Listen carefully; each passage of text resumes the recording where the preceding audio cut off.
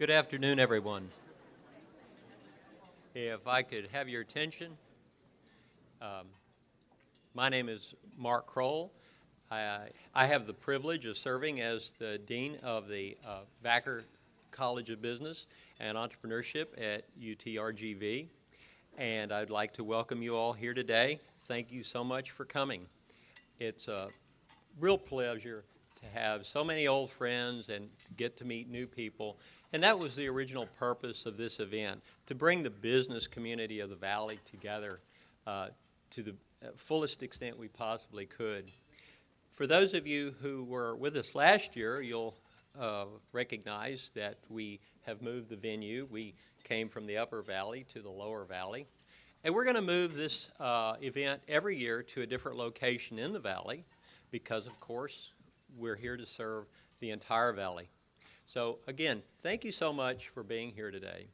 I'd like to recognize my administrative colleague, Kelly, where are you? Kelly Schreiber, Vice President for Development, is here today also. Appreciate it.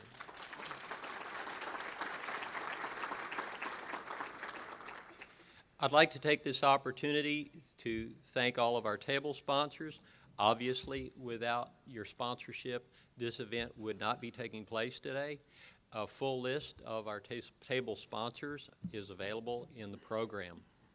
And some of you may know this, but the net proceeds of today's event will be used to support various student organizations within the Vackar College. We appreciate it very much. I would like to now bring to the podium Mr. Brian Gudinas, who is the chair of the Vackar College of Business's Executive Advisory Board. And of course, Brian is also principal and partner with ERO Architects in McAllen, and he will be serving as our MC for today. So, oh, there he is. Okay. So, without further ado, here's our guy. Thank you, Dr. Crowell. So I heard that next year, Dr. Crowell, we're going to Vegas for the next event. So we'll see. We'll see if we do that. So on behalf of the Advisory Council, which is comprised of several business leaders and civic organization leaders throughout the Rio Grande Valley, we are honored to have this event, and the honorees that we will bestow acknowledgments and gratitudes for their leadership and vision and being part of an economic engine that we are so proud of in the Rio Grande Valley. I look across the room, I see so many business leaders, so many civic leaders, so many of our elected officials who sacrifice their time not only to work in the companies that they do, but to give to our community. And from those individuals, behind them are the students that someday will be the leaders of this region. A little later, we'll acknowledge those student organizations that are here. But back to the Advisory Council. Since the Advisory Council has been organized over the last couple of years, we've taken on 3 initiatives. It's our mission and it's our passion. And one is that we advocate the mission of the Vackar College of Business and Entrepreneurship. And doing that, we have several individuals on our Advisory Council who have taken that task on and are currently doing work to see to it that that message gets out to the community. And there are 2 messages that we are trying to convey and working very hard to do.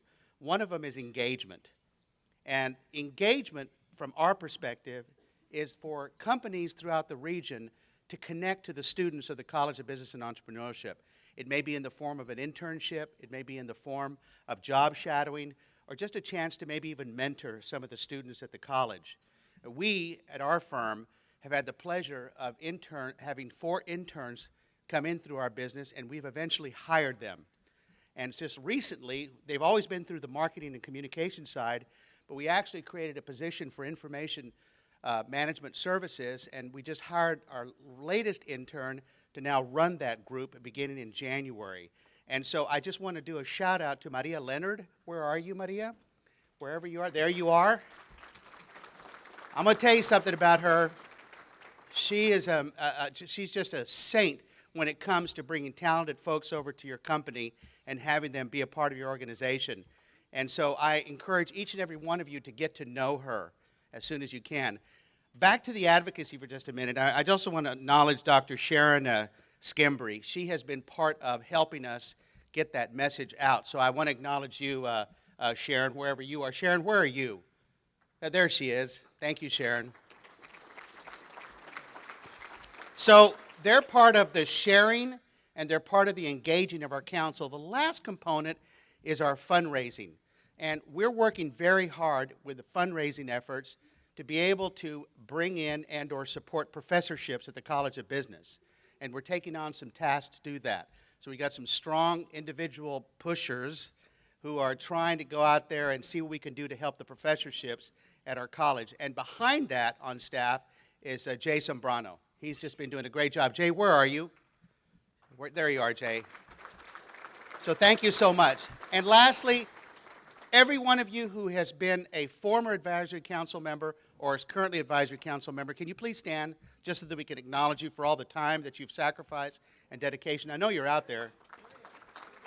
There's more of you out there. Carlos, where are you? There's Carlos Marin's over there back there somewhere. Thank you so much for your time.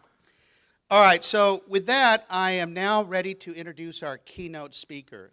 He is an individual who's come all the way from Washington, D.C., and Mr. Xavier Palomares.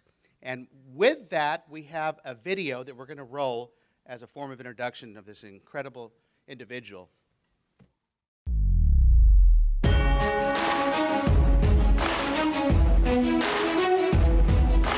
Hola, everybody. Thank you, Xavier, and everyone at the U.S. Hispanic Chamber of Commerce. For more than 35 years, the USHCC has worked to make the American dream a reality for millions of Latinos. Thanks to you, entrepreneurs across the U.S. have been able to turn their ideas into successful businesses. And that's meant rising opportunities for entire families, even entire communities. It's a pleasure to be here with the U.S. Hispanic Chamber of Commerce. I also want to thank and congratulate Xavier Palomares for all the great work that he has done. The U.S. Hispanic Chamber of Commerce, I believe, is one of the most underrated organizations in the nation and must be recognized as one of the most instrumental tools of growth of our great country. The power, the courage, the entrepreneurial spirit, the lives of our Hispanic population. You know, every time I think about the U.S. Hispanic Chamber of Commerce, I think about the people and their stories. People like Xavier, who was born into a family of immigrant farm workers and, of course, has grown up to be the president and CEO of this institution, this organization. We are honored to have the largest Hispanic Business Association right here in Houston, Texas. Speaking of friends, there's another Xavier. Mr. President, thank you for your hospitality. It's good to see you again. And what's so important about the Hispanic Chamber, and I mean this sincerely, is that you reach back. You reach back. So many of you become so successful, but you never forget. You never forget, you reach back. Xavier, I applaud you for acknowledging the power of America's businesswomen and the crucial role they play in ensuring the health of our nation's economy.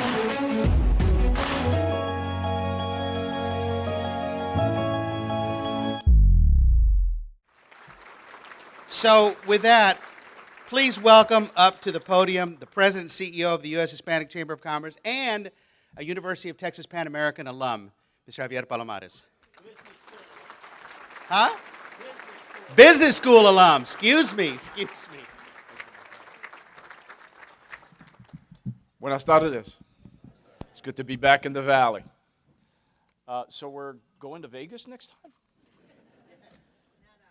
time? I see Wells Fargo's in the house. I was just with Tim Sloan, your CEO. Wells Fargo is a great partner of the USHCC. Thank you for what you do for us and for American small business. We appreciate it. And I don't know where Norma Villarreal is, but I want to embarrass her one last time before I leave. There she is over there, my 7th grade crush, who wouldn't give me the time of day. and still isn't giving me the time of day. It's good to see you, Norma. It's like coming literally back home. Well, good afternoon, ladies and gentlemen, and thank you, Brian, for the kind introduction, and thank you to the Vackar School of Business and Entrepreneurship for inviting me to be here. It's always great to be back home in my valley. Before I begin, I want to thank the sponsors for this luncheon and acknowledge them for partnering with my alma mater, UTRGV. Thank you for what you do for this school. We need you. It's important. And you are helping breed the future leaders of this country. As President and CEO of the United States Hispanic Chamber of Commerce, I have the honor of representing 4.2 million Hispanic-owned firms in this country that collectively contribute over $668 billion to our American economy every year. We also advocate on behalf of 270 major American corporations, and we do this through an umbrella of 200 local chambers throughout this nation. We're the only Hispanic organization in Washington, D.C. that refuses to take money from the government or any government entity of any kind. And while we advocate on behalf of businessmen and women who happen to be, proudly so, of Hispanic descent, we never forget that we are first and foremost American businesses. And every tax bill we pay, every job we create, every product we manufacture, and every service we provide goes to benefit our American economy. You can clap for that. It's good to clap for our American economy. And with that in mind, to us and to me, one reality is clear. The Hispanic community has become a defining feature in the changing face of our America.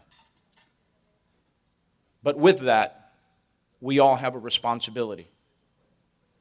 As the total U.S. Hispanic population grows, so does our ability to determine the course of our nation's economic, social, and political future. Just consider the following facts. From a population standpoint, in the last decade, more than 53% of the overall population growth in this country came from the Hispanic community. And in the next decade, more than 50% of the overall population growth will once again come from our Hispanic community, and not through immigration, through birth rate. We're Catholic, I guess. Today, our community represents the nation's largest minority group with more than 57 million Hispanics living in the U.S. And from an economic standpoint, the GDP of American Hispanics right now is at $2.2 trillion. If U.S. Hispanics were a country unto themselves, we would have the 7th largest GDP on the globe, and our GDP would be larger than India, than Russia, than Italy, and many other countries. And from a political perspective, as we stand right now, every 30 seconds, a Latino turns 18 and becomes an eligible voter. That's over 62,000 brand new voters every single month, and that will be the case for the next 21 years in a row. So if you want to run for elected office, whether you want to be the local dog catcher or the President of the United States, you better think about the Hispanic community. And if that wasn't enough, today 1 in 4 children in school is of Hispanic descent. Salud. And right now, 1 in 6 people alive and breathing in the United States is of Hispanic descent. And as I like to say, if you're not related to a Latino, like right this second, give us about 15 minutes and we'll get to you too. And last but not least, my favorite statistic. Hispanic-owned businesses are starting up at a rate of 3-to-1 when compared to the general market. And these entrepreneurial men and women are leading overall small business growth. By the way, a segment of the U.S. economy that is responsible for creating 2/3 of all new jobs in this nation. Ladies and gentlemen, these numbers speak for themselves. And thanks to leaders such as all of you and organizations like the ones that you represent, Hispanic-owned businesses have become a national treasure, a proud chapter in an America that was built, preserved, and renewed by immigrants and pioneers. That is our real history. In fact, in this town and in this very room, the men and women among us, Hispanic or not, who are the business owners, the innovators, the job creators, the educators, the elected officials, who are leading the way and blazing the new trail. You are all to be commended. And so many of you are shining examples of leadership and influence, not only in this community, but throughout our nation. And my association needs you. The Valley needs you. America needs you. Especially at a time like this. You are a shining example. And you're what I hold up when I'm in Washington, D.C. You're what I point to when I talk about the future and the potential of America's Hispanic community. We need you because you understand that you are living at the nexus of not only one, but two cultures and two major economies, offering particular challenges, that's for sure, but more importantly, unique opportunities from a cultural and a commercial perspective. With all the recent rhetoric around the border, around jobs, free trade, honestly, I'd be remiss if I didn't take a few moments to highlight some of the reasons that we at the USHCC care so deeply about the commercial and economic ties between the United States and Mexico, including NAFTA and its implications for our whole country, but particularly for Texas and for the Rio Grande Valley. Now, to put things into perspective, NAFTA has succeeded in creating one of the most competitive regions in the world, and along the way has spurred growth, especially for American businesses. Since NAFTA was established in the early 1990s, trade between the U.S. and Mexico has created 6 million good, paying American jobs. Today, Mexico ranks as our third largest trading partner, accounting for more than $558 billion in bilateral trade on an annual basis. Right now, more than $1.5 billion a day crosses our unwalled borders from Brownsville all the way to San Diego. And let's not forget that Mexico ranks among the top 3 export markets for 31 of our 50 states, sorry. And let's also not forget that since NAFTA, foreign direct investments in Mexico from the U.S. have grown rapidly. In fact, the U.S. now accounts for over 46% of all investments in Mexico. And Mexican companies invest over $52 billion on American soil. But why should we care? Why should a small business association in Washington care about this? And what does this mean to American small businesses?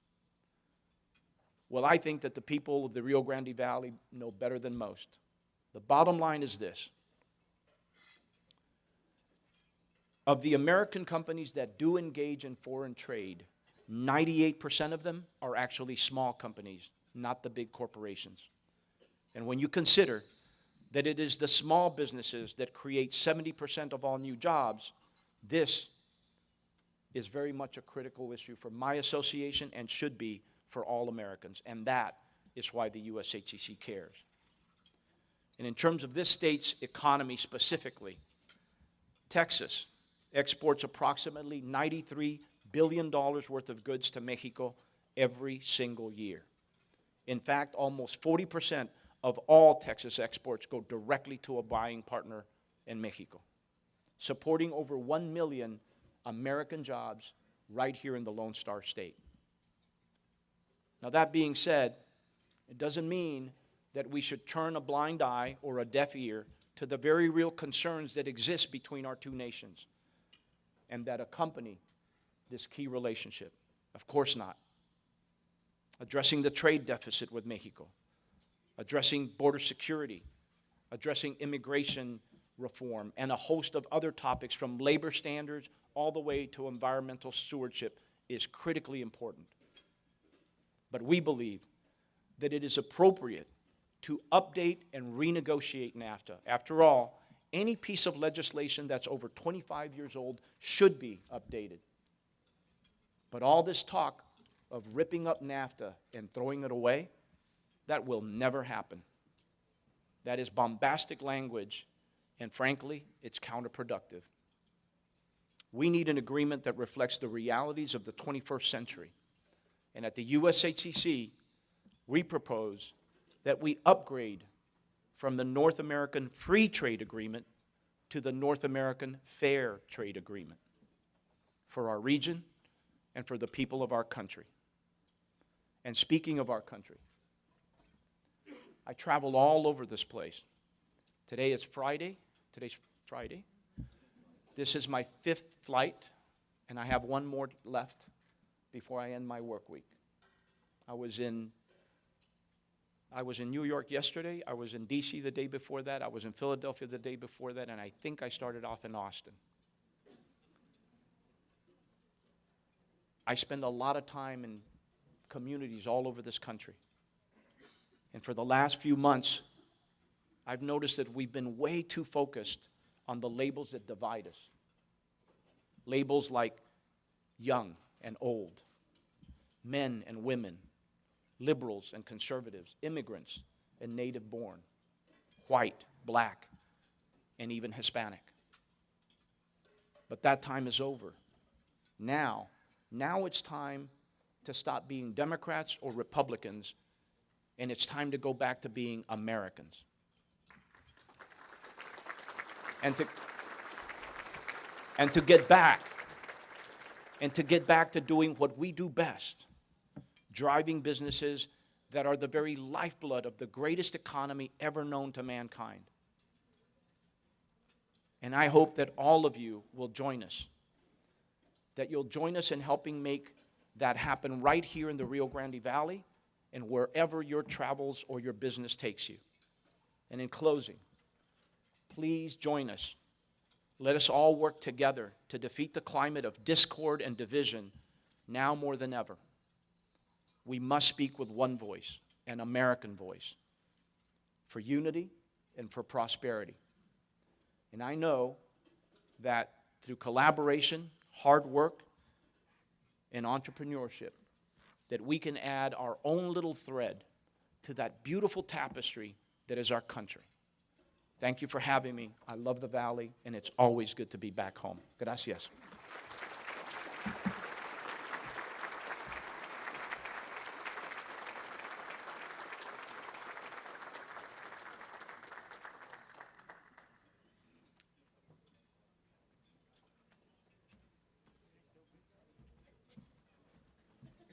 Thank you so much, Xavier.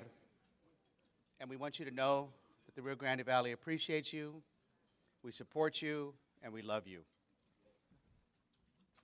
One of our alum from the College of Business and Entrepreneurship. Thank you so much. I want to acknowledge joining us today is Harlingen Mayor Chris Boswell. Mayor, there you are. The Municipal President of Matamoros, Jesus de la Garza Diaz del Guante. Thank you for being here. Brownsville Mayor Tony Martinez. And former McAllen Mayor Richard Cortez. I saw him here earlier. Well, let's start with the presentation of our honorees. And Joining me up in the podium for the introduction of our first honoree is one of our advisory council members, Mark Magnum, Vice President of IBC McAllen. You can clap for him. Thank you, Brian. Bienvenido. Good afternoon, everyone. The first honoree, some of us might know her. She's well known in our community. And if you're lucky enough to catch up to her somewhere between maybe Brownsville, El Paso, points in between, San Antonio, Austin, even Louisiana, you'll be lucky enough to see how busy she keeps a schedule. She's doing this to try to make a difference for the kids of our region via IDEA Public Schools. She's a proud graduate of UTPA. She's got her master's degree in education leadership. And her roots, a teacher early in her career, 4th and 5th graders, and co-founding IDEA Public Schools, which is now considered a leader in education with over 36,000 students, 61 schools. She's truly a leader not only in education, but in business as well. So it is my pleasure to introduce this next video, introducing Joanne Gonzalez Gama, who is President, Superintendent of IDEA Schools.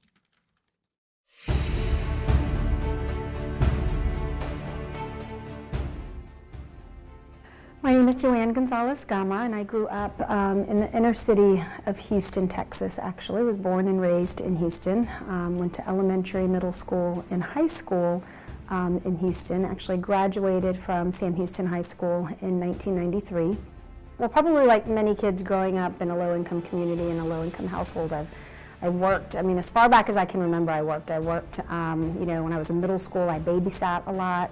When I was in high school, I held a variety of different jobs. I worked at Kroger's, I worked at Sonic, I worked at a barbecue restaurant. Was like many other, you know, kids who are in college these days, I worked full-time, you know, while I went to college. And the reason I mention all of those things is because I think I've always just had a tremendous work ethic, and I've always worked, and I've always worked really hard, and I've always thought the harder I work, you know, the more I'm going to do and the more my earning potential is going to be. But ultimately chose to go to Boston University in Boston, Massachusetts, simply because of the financial aid package. Obviously working at IDEA and being a mom and a wife is full-time jobs in and of itself, but there are a few things obviously that I'm really passionate about. One is education, and so I was really honored when I was asked to serve on President Obama's Commission or Advisory Board for Educational Excellence for Hispanics. And so I'd convene probably 4 times a year in DC with a variety of other Latino leaders across the nation to really address educational issues that were specific to Latinos in a variety of different communities, predominantly Latino-heavy communities across the nation. And then one of the second things that I'm really passionate about, and we don't see it as much here in the Valley because the Valley is such a homogenous community in terms of, you know, nearly everyone here is Latino, nearly everyone here is Mexican American, but you don't see that outside of the Valley. And there are a lot of times when I'm at conferences or I'm at meetings, and often I'm the only Latino there. I'm the only Latino representing what is quickly becoming our nation's largest, you know, minority, right? Or becoming our nation's majority. And so with a few other colleagues of mine who are in different parts of the nation, we have launched an organization called Latinos for Education, which is really focused on ensuring that there are more Latino leaders at the table, that there are more Latino leaders in education who are leading schools, who are serving on school boards, who are serving on nonprofits, and that our voice is heard, inspiring Latinos to take those upper management positions, those C-level positions, and make sure that they're taking a seat at the table. The things that help us grow and the things that make it easier are the people that we recruit to work at IDEA. And those people individually do really innovative things to make it work. Everybody's really mobile these days. You know, there's a lot of video conferencing that happens. All of our what we call regional superintendents really work from their car. I mean, their car is considered their home office because they're driving up and down the highway, visiting schools, coaching principals, coaching teachers, making sure that everybody's getting better. So there's a lot of things that we do in terms of that type of management. But if I look at the school, a lot of folks ask, like, what are you doing differently within your schools? Parents, I feel, look at schools now almost like we used to look at colleges and universities, right?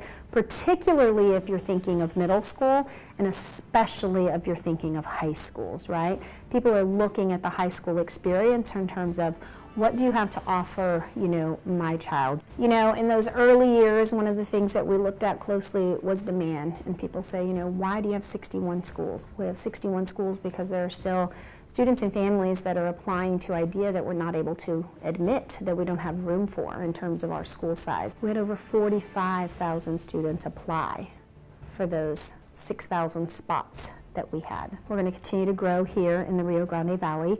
Next year we'll be opening a campus in Edcalchelsa, which is a new community for the first time. We'll be opening another school in Far.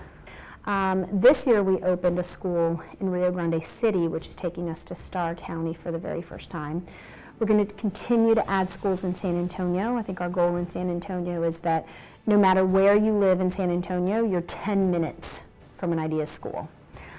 We have 6 schools in Austin. In the next 5 years, we plan to add 20 more schools. And so when you take all of that growth in our regions, as well as the new regions that we're opening, by 2022, we'll be operating 173 schools serving 100,000 students.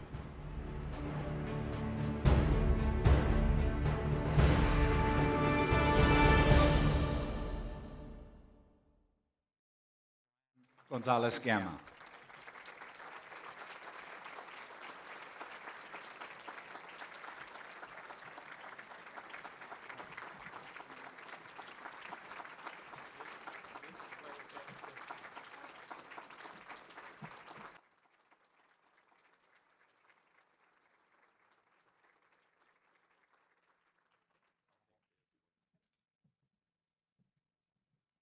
Well, I didn't think my video was as good as Javier's. I didn't have as many famous people in mine. But I just want to take this opportunity actually to thank a few folks for recognizing me and acknowledging me for doing the work that I do every day. And it's doing work that I love. I'm one of those folks that gets up every morning at 6 o'clock ready to go to work, and I love my job, and I cannot imagine myself working for another organization or doing anything outside of education for the rest of my life. But as you guys know, would first just like to thank UTRGV, Dean Crowell, the School of Business, the advisory board for this recognition. Thank you very much. It means a lot to me. And then secondly, as a female executive and as a Latina, which I spoke a little bit about in the video, you guys know that we don't, fellow Latinas in the room, fellow females, in the room, you know that we don't do this work by ourselves. It takes a village, especially when you're an executive and a mother. And so I'd like to thank my paid fan club that I coerced to come. Lots of friends and families that support me to do the work I do. And would like to thank my husband, Juan Gama, who is with Wells Fargo. Obviously, I wouldn't be able to do this work without having a supportive spouse at home. So thank you, honey. And then last, probably my biggest cheerleaders outside of my family is the IDEA Public Schools Board of Directors. And I'm really, really proud of the fact that our board chair is a Latina, Reba Cardenas McNair, who is sitting right here at the head table. Less than the percent of female Latinas that are board chairs across this nation is in the single digits. It is less than 5%. So really just honored and thankful that Reba has been with IDEA Public Schools this long and champions our work. And then our chair-elect, David Guetta, and his wife, Sally, who's probably my biggest cheerleader in the Rio Grande Valley. thank you guys very much for everything you do. And I think there are other few advisory board members here, but thank you guys. I really appreciate it.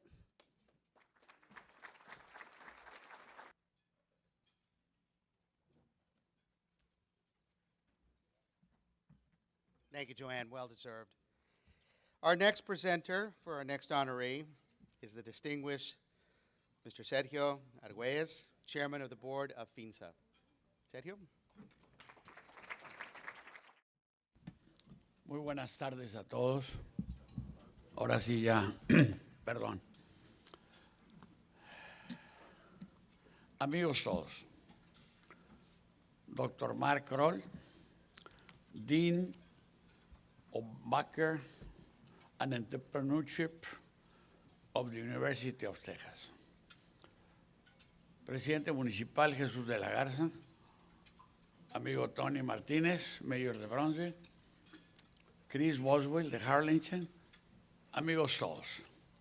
Presidente Municipal de McAllen, que llegó tarde, por eso no está en la lista aquí.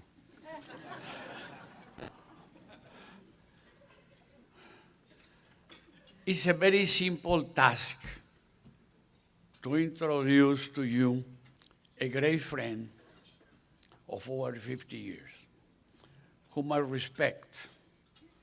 Emilio Manuel Garcia is a well-respected and admired member of our society. For his distinguished trajectory against all odds, through resilience and hard work, he was able to forge an incredible journey of labor and determination. This will be a good introduction, but let me abuse a little bit and tell you part of his life. He was born in Matamoros. At the age of 5, he suffered the misfortune of losing both of his parents. His grandmother took him and 2 of his brothers for the rest of the growing years. She sent him to elementary school to learn to read and write.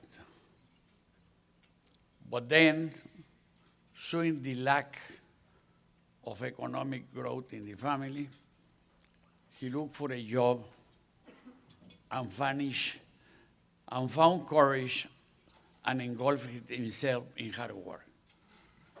At the young age of 15 in 1945, he reached the decision of undertaking a career in commerce. He established a stand in Mercado Juárez. Driving and enthusiastic, he worked relentlessly to engage his business. Mercado Juárez suffered and was born.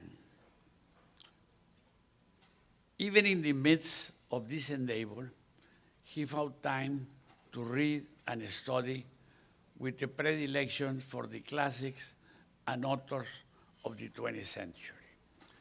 He never stopped enriching himself. Through his own volition and solid formation, he understood that education was and is fundamental for progress in life. His vision would urge him to collaborate in collaboration with his wife Olga, a beautiful and very educated lady, and his children to form the business Grupo Garcia. His base business, Garcia Artesanías, was established with a restaurant, bar, and nightclub. Grupo Garcia grew, expanded under Don Emilio's leadership. And we see to this day the strong success that Garcia has in our community. In 1989, Grupo Garcia acquired the Del Parado Hotel in Matamoros and turned it into Grand Hotel Residencial. This was followed by the inauguration of the Best Western Residential Inn and Suites in the east part of Matamoros. Soon after, he also opened Bennigan's restaurant in Matamoros. Through all his contributions to society, the main one is that he was giving the citizens of Matamoros the benefit to have innumerable jobs opportunities. For all of this, Don Emilio has received numerous awards for his talent, creativity, and philanthropy, as well as being president and counsel of various banks in Matamoros, of the city, and becoming a member of the board of the University of Texas. In 1992, he received the most important distinction in Matamoros. He was awarded Businessman of the Year for his tremendous trajectory in the creation of many successful enterprises. Don Emilio is an example of the positive consequence of hard work. Through intelligence, life, decision, and commitment for a stronger and better life for his family and his community. And I finish this with a phrase that my dear friend that passed away, Dr. Marion Lollard, always told me. The more you work, the luckier you get. Congratulations, my friend.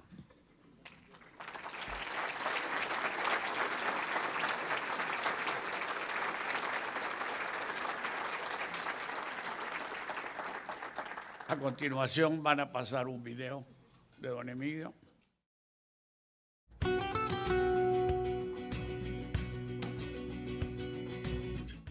Yo me llamo Emilio Manuel García.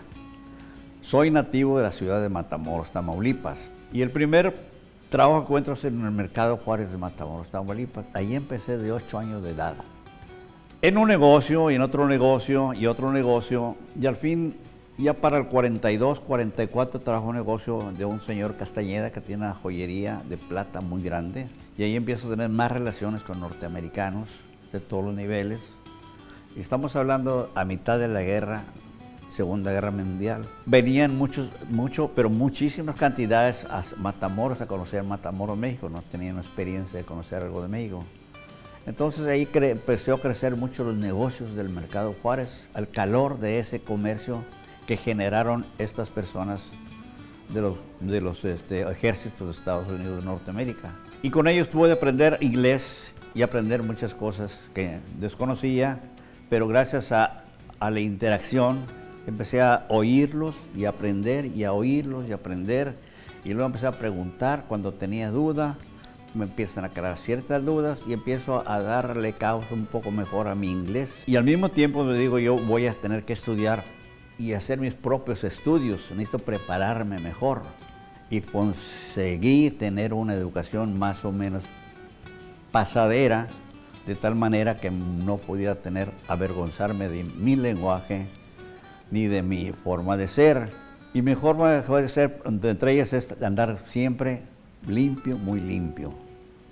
Bien peinado, bien arreglado. Cosa que he seguido hasta la fecha, porque siento respeto para los clientes. Tengo que atenderlos bien, tengo que estar presentablemente bien, porque los clientes merecen respeto. Ellos pueden venir como quieran, porque son clientes, pero yo debo estar de una manera presentada para ellos y darles cierta seguridad de que están comprando un negocio serio, que así es siempre el moto o la forma de operar, siempre ha sido con seriedad. En 1955, afortunadamente conozco a una mujer extraordinaria, que fue mi esposa, la señora Olga Bendaño, que después sería de García.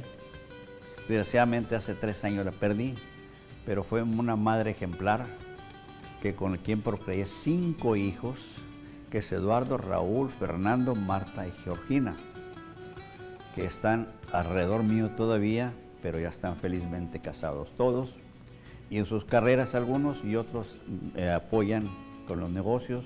y hasta la fecha nos permitió después cambiarme para las instalaciones del que actualmente me encuentro, que es en las cercanías del puente, un nuevo internacional, porque esto fue a raíz de que el mercado Juárez se quema el 24 de diciembre de 1968 y lo que me hace a mí quedarme totalmente sin nada. Y le dije a mi esposa, voy a poner un negocio en las inmediaciones del puente nuevo, y ahí empecé. El 13 de enero de 1969. Ese era el primer día del negocio y después empezó a crecer y a crecer hasta lo que actualmente es. Y mi negocio, como ustedes muchos conocen aquí en el Valle, pues ya es un negocio bastante grande. Tiene dos niveles, el piso de arriba tiene artesanías, tiene un restaurante, un buen restaurante, tiene un buen bar, tiene una buena farmacia. Y lo demás, otro departamento de licores muy surtido. Y lo demás, artesanías mexicanas de todo el país. Y también una isla que llamamos de joyería de plata y oro, también que tiene mucha aceptación con los clientes de nosotros, particularmente la gente de aquí del Valle de Texas y los turistas que vienen del norte de Estados Unidos y norteamericanos del Canadá. Y todo eso pues ha sido prácticamente parte de mi vida comercial, pero eso me permitió también poder apoyar y estar activo en muchas de las cosas que tiene Matamoros, particularmente en el área educativa, con el Club Rotario, con diferentes, como Sociedad de Padres de Familia, que fue de la Escuela Secundaria Federal.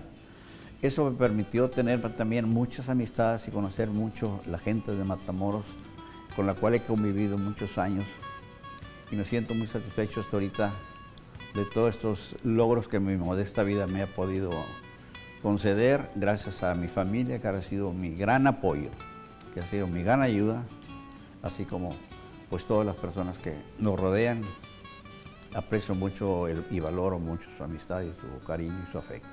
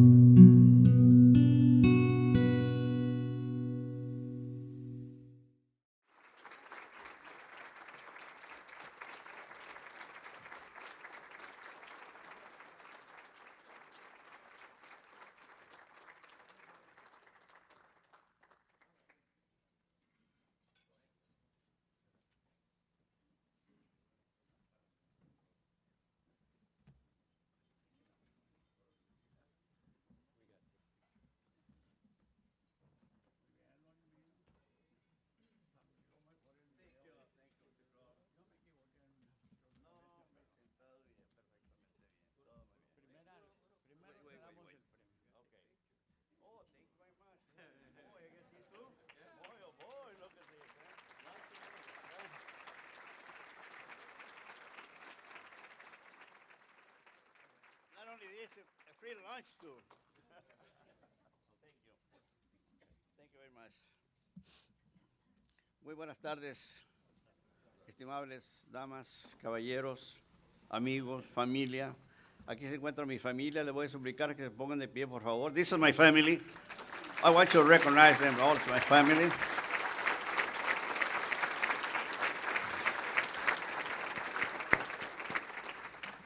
Thank you. Muchas gracias. Dean Vackar, ladies and gentlemen, first of all, I feel so honored to receive this award. So on behalf of myself and my family, I am truly grateful for this tribute. I am particularly flattered to accept this honor from respectable university. This university has produced numerous professionals who contribute to the progress of a region. Students from different parts of the world have studied at this institution and transformed themselves into contributing members of the society.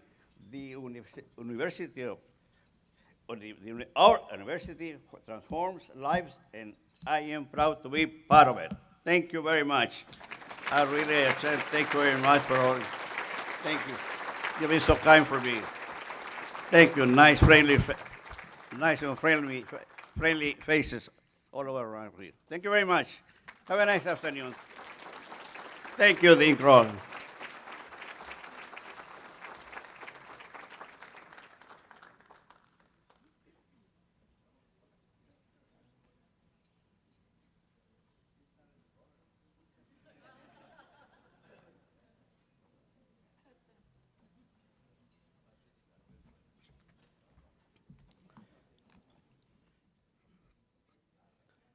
Don Garcia, you are a handsome young man with a beautiful head of hair and a big, big heart to match.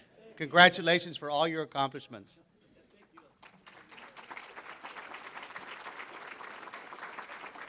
The next presenter is a good friend, member of our advisory council, Ms. Reba Cardenas McNair, President of Cardenas Development.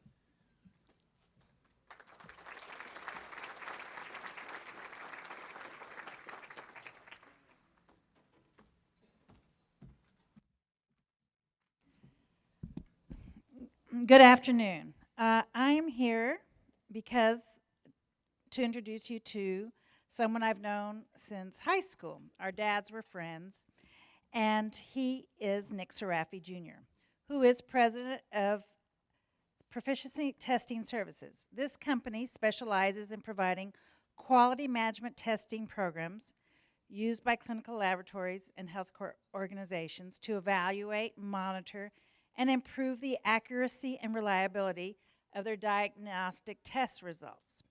So what that means in really plain English is, imagine the movie Outbreak. Imagine there's a contagion.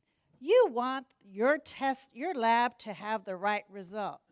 Nick's company assures you that your lab is giving you the right result. So he is providing excellent test results to the nation. He's one of a handful of companies in the world, really, that do this. So we are, just like ruby red grapefruits are unique to the Valley, so is Proficiency Testing Service. He is a treasurer of the International Medical Quality Improvement Systems, which is a technology for delivering multi-gigabyte whole slide digital microscopic images to thousands of concurrent users over the internet. I'll let him explain that one to you. He is treasurer of SMC Biosolutions, which manufactures samples for external quality assessment. He is a former president and current board member of the American Association of Bioanalysts. He is a former chairperson of the Texas Business Economic Council, or Texas, was it one, Nikki? Texas One. So he went around working to bring business to Texas. He was a Governor Perry appointee to that board. He is chairman of the Cameron County Spaceport Development Corporation. He serves on the board of the directors of IBC Bank, Brownsville, and the executive committee of the Texas Business Leadership Council. He is a board member of the Board of Trustees of Schreiner University in Kerrville, the University of Dallas, and the College of American Pathologists Foundation in Northfield, Illinois. He also serves as an advisory council member of the College of Sciences of UTRGV, and he serves on the development board for UTRGV. He and his wife Vivica have 4 sons and 5 grandchildren, and through the Serafi Foundation, they have supported educational initiatives, especially supporting teacher training for students with learning differences. They have done this at the elementary school level and at the university level. I'm very proud to call him my friend, and I ask you to watch this wonderful video on Nick Serafi Jr.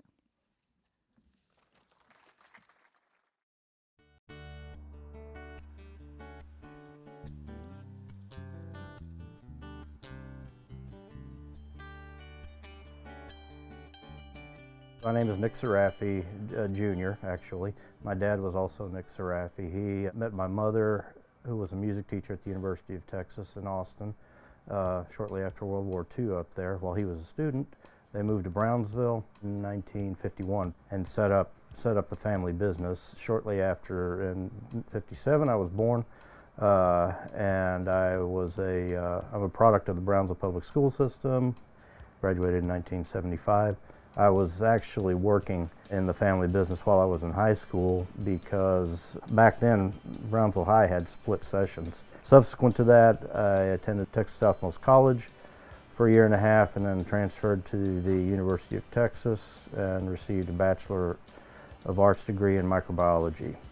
Well, after graduation, my father had an opening and asked me to come back to Brownsville and re-engage in the family business. My father was always very entrepreneurial, and I watched him growing up, and I started working in some aspect of this business when I was 13, so I grew up in this particular business and watching him explore other avenues of entrepreneurship.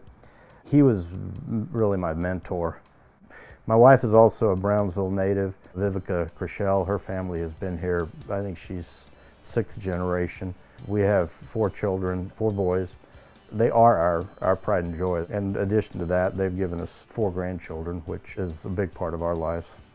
Our business has evolved quite a bit through the years. It started out strictly as a clinical laboratory, which was providing patient testing to people in the Brownsville community.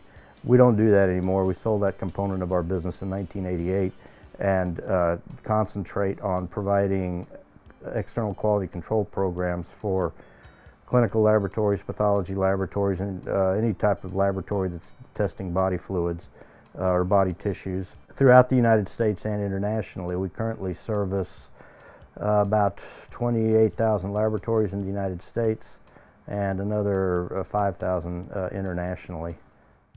I've been involved in community activities. I was on the board of the Brownsville Economic Development Council for a number of years. I chaired Governor Perry's economic development efforts when he was governor. So through that, I had the opportunity to see lots of other types of businesses that are looking to relocate in Texas and in the Rio Grande Valley. I'm currently chairman of the Cameron County Spaceport Corporation, which was responsible for helping recruit SpaceX to the area, which should ultimately provide jobs whenever they are fully up and running to the area. I'm also honored to serve on the UTRGV Development Board, which is relatively new because the university is relatively new, but I feel UTRGV is going to have a huge impact in the Rio Grande Valley, and whatever I can do to help that effort along, I'm honored to do. I think it's important to, in addition to fulfilling the academic requirements, get out in the workplace and either do internships or get some sort of a job in the field that you're hoping to pursue, because that day-to-day real-world experience is very valuable, and you make yourself valuable. I encourage everybody to try to graduate with a 4.0, but having the job experience and work experience to where a company can put you to work day one and benefit from your knowledge is invaluable.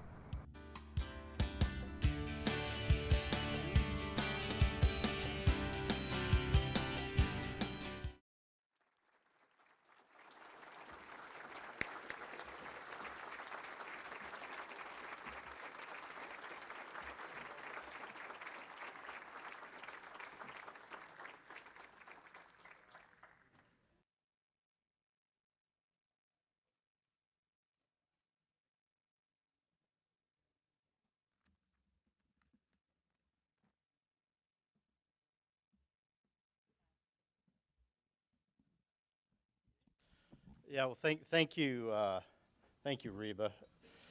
I want to thank Dean Crowell. Guy Bailey may have had something to do with this, and all of the Business Advisory Council. I appreciate everything UTRGV does for Brownsville. I know when Richard asked me for, and my wife for photos, he wanted some when I was in college. Fortunately, he didn't find any because there may have been some at Mr. Garcia's restaurant that weren't very flattering.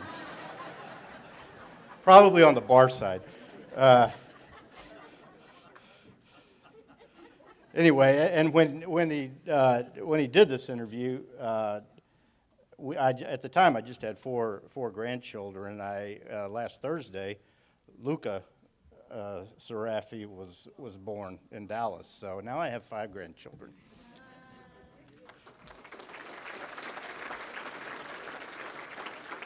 There are 2 people here that have been with me throughout my business career. Actually, I inherited this one from my dad because he was an advisor and accountant to my father, but he's been with me every step of the way. And Greg McCumber probably knows more about me than my wife does. So I want to thank him for being with me every step of the way. And the other person is my wife, Vivica. She's my wife. She's my best friend. And she's my partner. Wouldn't have been able to do any of this without her. I met her when I was 15 and she was 13, so she did stick with me. But anyway, thank you for the honor. I was with Admiral or Chancellor McCraven the other day, and it was really cool that we were taking a photograph, and he did this for Vaqueros. He knew enough to do it, so I'll say go Vaqueros, and also tonight, go Astros.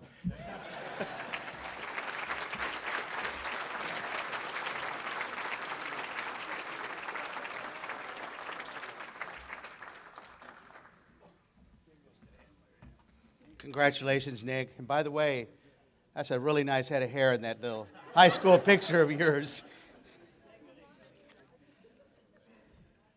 I want to make a few acknowledgments. First off, I do want to acknowledge the presence of Francisco Galvan with the Texas Tamaulipas Trade Office. Thank you for being here, Mr. Galvan.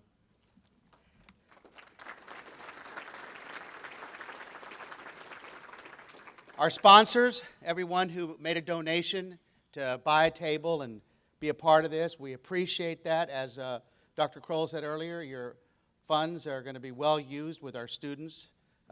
So we appreciate that. So thank you so much, sponsors. Also, I want to acknowledge the student organizations that are here. Now, they are in the back of your program. You'll see several of them in the very back page. So all students who are here with student organizations, can you please stand? Our future business leaders, please stand and be acknowledged. Thank you for the work that you do for us.